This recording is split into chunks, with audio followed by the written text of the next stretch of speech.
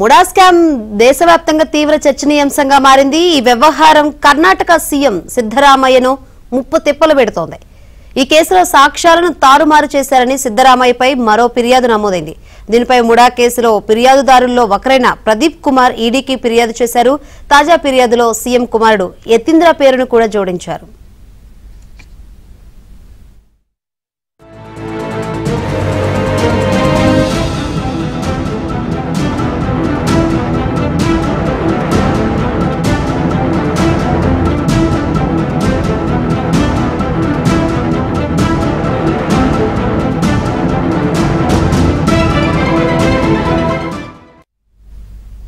MUDA స్థలాల కేటాయింపుల విషయంలో CM Siddaramaiah కుటుంబం లబ్ధి పొందిందని, దీనికోసం సీఎం తన అధికారాన్ని దుర్వినియోగం చేశారని సామాజిక కార్యకర్త టీజే అబ్రహం కర్ణాటక గవర్నర్కు ఫిర్యాదు చేశారు. అబ్రహంతో పాటు మరికొంతమంది ఫిర్యాదు చేశారు.